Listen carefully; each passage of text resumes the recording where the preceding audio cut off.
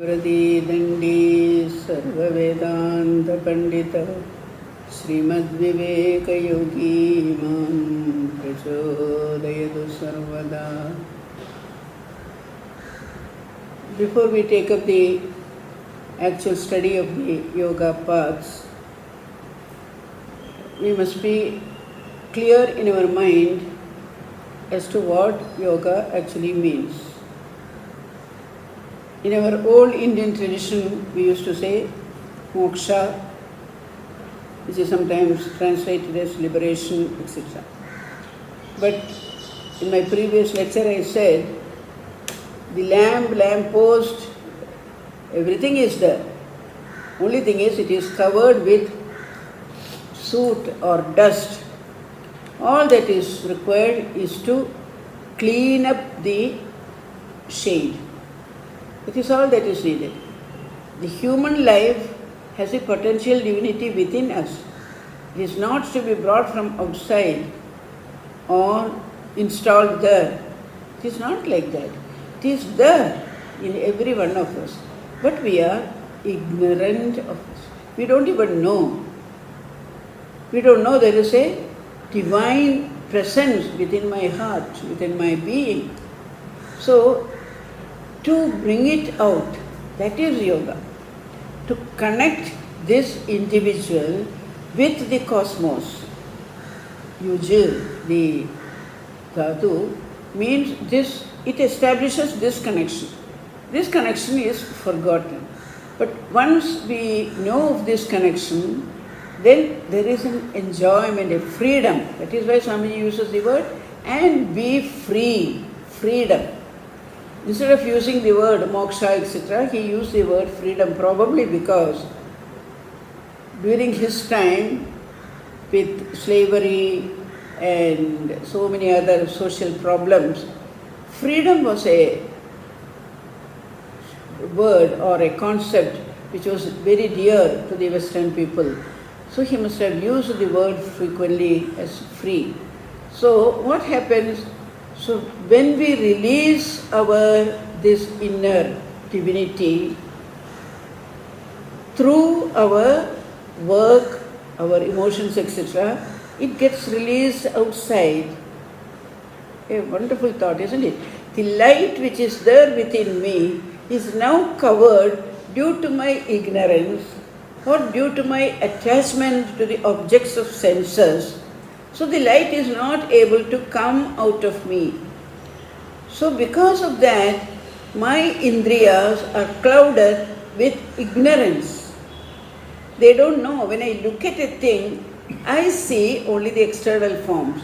The potential divinity within that person is not known to me. I don't sense it.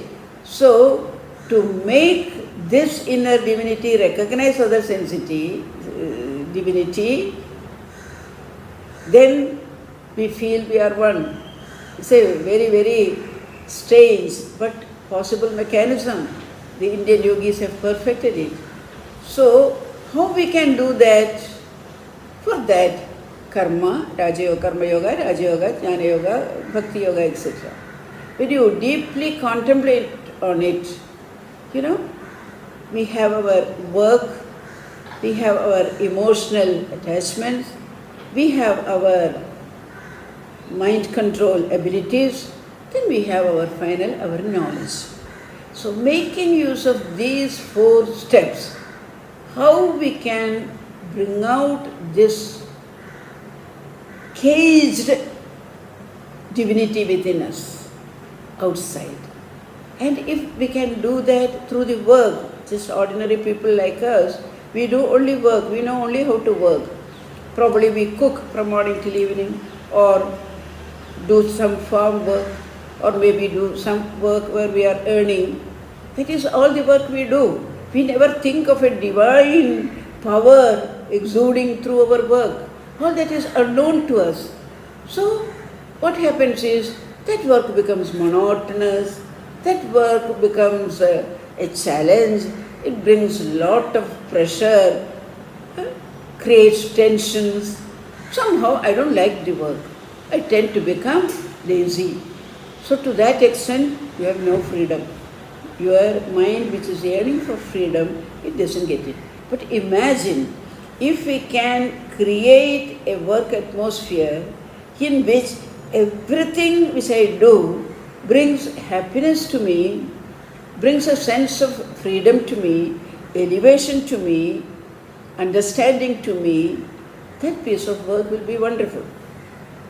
Yesterday or day before, I was listening to a music in which that great singer was singing the Tillana in which Sri Krishna is dancing on Kaliya.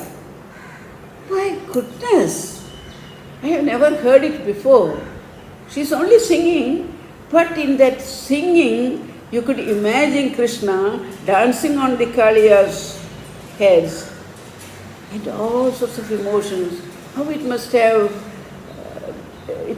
been enjoyed by the people or affected the people who are watching it. And I don't know, I am not a musical person, so I cannot go through the technical details of it. But it was marvelous. She forgets herself. She herself goes into ecstasies singing on this Krishna's dance. So like that, if the work which I do becomes so enjoyable and thrilling to me, then that work itself becomes a liberation for me. And that is what Karma Yoga will teach us.